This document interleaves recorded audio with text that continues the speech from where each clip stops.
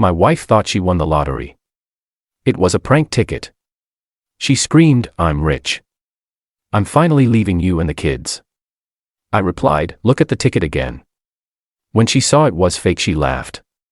"I was just joking." I replied, "I wasn't." Then I handed her the divorce papers I kept in the safe.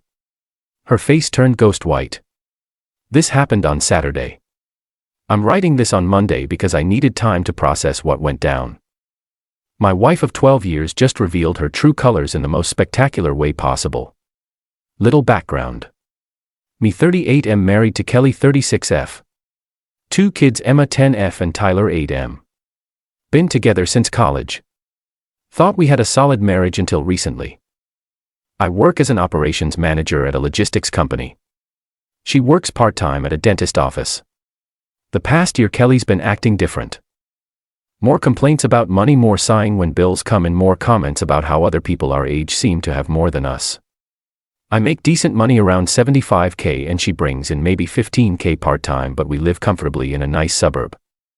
Started noticing she was on her phone a lot, looking at social media, Instagram, Facebook, showing me posts about couples taking expensive vacations or buying new cars, always followed by some comment about how lucky they must be or how some people get all the breaks. She began buying lottery tickets. Not just 1 or 2 but like 8 or 10 tickets every drawing. Powerball, Megallion, scratch-offs, you name it. When I asked about the spending, she said, "Someone has to win. Might as well be us." That turned into a twice-weekly ritual of her checking tickets and getting mad when they didn't win. The fantasy talk started around 6 months ago. Qley would go on these long rants about what she'd do if we hit the jackpot. Quit her job immediately, buy a mansion in Florida, move the kids to private schools. Normal lottery dreams, except hers always involved leaving our current life completely behind. What bothered me was how she talked about our kids during these fantasies. Emma and Tyler would get shipped off to boarding schools so Qley could travel the world without responsibility. She'd joke about hiring nannies to raise them while she lived it up on beaches somewhere. I tried talking to her about appreciating what we had. Our kids were healthy. We had a nice home, stable jobs, good schools in the area. Why focus on some impossible lottery fantasy when we were already blessed with a good life? She'd agree and drop it for a while, then start up again the next week. A month ago, Qley's sister Lisa visited from Arizona. Lisa married some tech guy who sold his startup for millions, and now they live in a massive house with a pool. Qley was miserable the entire visit, constantly comparing our life to Lisa's and asking why we couldn't have nice things. After Lisa left, Qley got worse about the lottery stuff. Started talking about how unfair life was and how some people just get handed everything. She'd look at our kids like they were anchors holding her back from the life she deserved. That's when I started getting really uncomfortable with her attitude. 2 weeks ago, our neighbor Bob, who's always joking around, gave me a prank lottery ticket. You know, those fake ones that look real until you read the fine print. Said his brother-in-law owns a novelty shop and they get a kick out of pranking people with them. Bob showed me how it worked. Looks like a legitimate scratch-off ticket, but when you scratch it reveals numbers that appear to be worth $50,000. The trick is in the small print at the bottom that says it's a novelty item and not an actual lottery ticket. Pretty convincing unless you read carefully. I stuck the ticket in my wallet and forgot about it. Figured maybe I'd use it to prank one of my coworkers or something harmless. Had no intention of using it on Qley because I knew how obsessed she was with actually winning. Friday night, Qley was particularly wound up about money. We just paid the mortgage and some bills and she was complaining about having to budget for groceries. Started her usual routine about how other people our age were probably eating at fancy restaurants while we clipped coupons. She bought her regular stack of tickets for Saturday's drawings. Made her usual comments about this being the week we finally catch a break. How she'd quit her job on Monday if we won anything significant. I mostly tuned her out because I'd heard it all before. Saturday morning, Qley was at the kitchen table with her coffee and tickets, going through her ritual of checking numbers and getting disappointed. The kids were watching cartoons in the living room and I was making pancakes for breakfast. That's when I remembered the prank ticket in my wallet. I don't know what made me do it, but something about Qley's attitude lately just rubbed me wrong. Her constant complaining about our life while our kids were 10 feet away listening to every word. I pulled out the fake ticket and set it on the counter near her other tickets. Made it look like it had gotten mixed in with the real ones she'd bought. Then I went back to cooking breakfast and waited to see what happened. Qley grabbed the fake ticket and started scratching. I watched her face change as she revealed the numbers. Her eyes got wide and she started checking and rechecking the amounts. Then she started shaking and making these little gasping sounds. "Oh my God," she whispered. "Oh my God. Oh my God. Oh my God." I turned from the stove acting like I didn't know what was happening. "What's wrong, honey?" Qley shot up from her chair holding the ticket above her head like a trophy. Her face was bright red and she looked like she might hyperventilate. "I won. I actually won." The kids came running in from the living room wanting to know what Mom was yelling about. Emma asked if everything was okay and Tyler looked scared because Qley was acting so crazy. She was jumping around the kitchen waving the ticket and laughing. "How much did you win, Mom?" Emma asked. Qley looked at her daughter with this expression. I'll never forget. Pure annoyance like Emma was bothering her during the most important moment of her life. $50,000 baby. Mommy's rich now. That's when Qley said something that changed everything for me. Something that revealed exactly who she'd become and what she really thought about our family. She looked directly at our kids and screamed, "I'm rich. I'm finally leaving you and the kids." Emma and Tyler's faces went white. They just stood there staring at their mother who was celebrating the idea of abandoning them. Tyler started crying and Emma grabbed his hand looking confused and scared.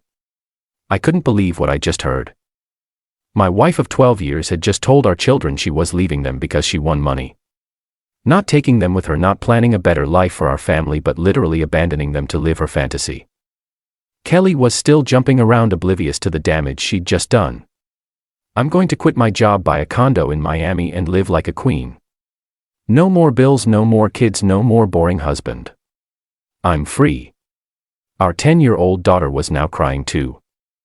Both kids were holding on to each other watching their mother celebrate the idea of leaving them forever. Qley didn't even notice their tears because she was too busy planning her escape. That's when I decided to end this nightmare. "Qley," I said calmly. "Look at the ticket again." She stopped jumping and looked down at the scratch-off in her hands. I watched her face as she started reading the fine print at the bottom, the part that clearly stated it was a novelty item and not a real lottery ticket. Her expression went from ecstatic to confused to angry in about 10 seconds. She read it twice, then looked at me with pure rage. "This is fake. This is a joke ticket." I nodded. "I know." Qley stared at the fake ticket, then at our crying children, then back at me. You could see the wheels turning as she realized what had just happened. How she'd revealed her true feelings in front of everyone who mattered. Then she started laughing. This forced fake laugh like she could make the whole thing disappear with humor. "I was just joking. Of course I wouldn't really leave you guys. It was just the excitement talking." She reached toward Emma and Tyler trying to hug them, but they backed away. Our kids had just heard their mother say she wanted to abandon them, and some nervous laughter wasn't going to fix that damage. "Mommy didn't mean it," Qley said desperately. "I was just being silly because I thought we won money. You know Mommy loves you more than anything, but the kids weren't buying it." Emma looked at Qley with this mature expression that broke my heart. "You said you were leaving us, Mom." "Why would you say that?" Qley kept trying to explain it away, but I'd heard enough. Our children had just been traumatized by their mother's true feelings, and she was trying to gaslight them into thinking it was all a joke. I looked at Qley, who was still holding the fake ticket, and said 5 words that ended our marriage. I wasn't joking either.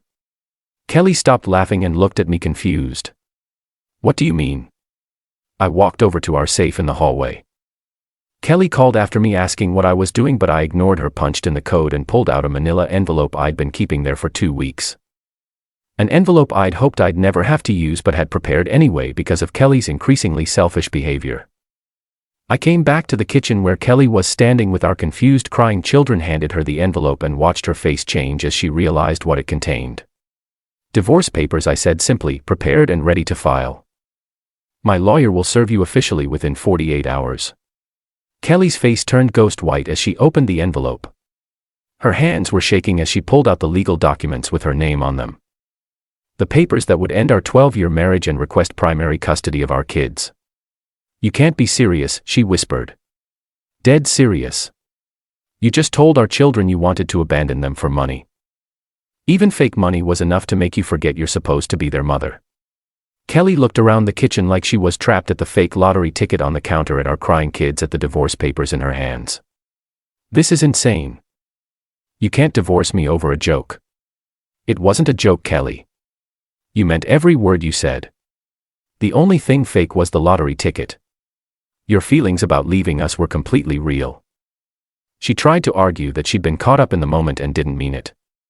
That anyone would say crazy things if they thought they'd won $50,000. But I'd been watching her build up to this moment for months with her complaints and fantasies. Pack a bag, I told her. My lawyer will contact you about custody and asset division. The kids don't need to see you right now. Qley started crying then. Real tears, not the fake celebration from earlier.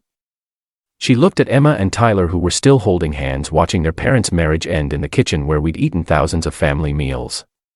Please don't do this, she begged. I made a mistake. People say stupid things when they're excited. You can't break up our family over one moment of bad judgment. But it wasn't one moment. It was months of Qley showing me that she resented our life together, that she saw our children as obstacles to her happiness instead of the best things that ever happened to us. I knelt down and hugged Emma and Tyler. Told them Mommy and Daddy were having grown-up problems that weren't their fault, that they would always be loved and taken care of no matter what happened between their parents. Qley packed a bag and left that afternoon, drove to her sister's house. 3 hours away to figure out what came next.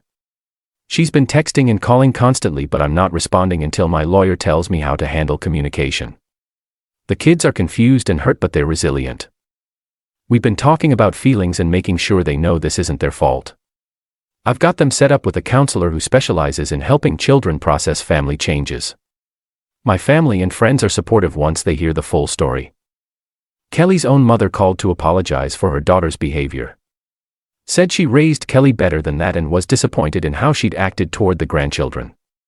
The fake lottery ticket is still on my kitchen counter. A reminder of the day my wife showed me who she really was when she thought she had a way out. Some people reveal their true character when they think they're safe to drop their mask. Qley wants to come home and pretend this never happened. Keep saying she was just caught up in the excitement and didn't mean anything she said. But you can't unsay words like that, especially not to your own children. I've been thinking about what would have happened if the ticket was real. If Qley actually won $50,000, would she have followed through on abandoning us? Would our kids have woken up one day to find their mother gone because she finally got her escape money? The scary part is I think she would have. Maybe not immediately, but eventually. The fantasy had become too real for her, and winning any amount of money would have felt like permission to chase her selfish dreams. Emma asked me yesterday if Mommy ever really loved us or if she was just pretending the whole time. I told her that people can love you and still make bad choices. That sometimes adults get confused about what's important and hurt people they care about. Tyler wants to know if Qley is coming back home. I explained that Mommy needs time to think about what she did and that we're going to be okay, just the three of us for now. He seems more relieved than sad, which tells you everything about the household tension lately. The divorce should be straightforward since we don't have complex assets. And Qley's statement about abandoning the kids is well documented. My lawyer thinks I'll get primary custody easily given her public declaration of wanting to leave them. Bob feels terrible about giving me the prank ticket. Says he never intended for it to cause family problems and wishes he'd kept his joke to himself. I told him it's not his fault that my wife turned out to be someone who would abandon her children for money. Qley's job called asking where she was since she missed her Monday shift. I told them they should contact her directly about her status. Her supervisor seemed frustrated, which makes me think there had been attendance issues there too. I'm looking at the situation as a blessing in disguise. Better to find out now what kind of person Qley really is than to discover it years later when our kids are older and more damaged by her resentment. They deserve a stable home with a parent who actually wants them around.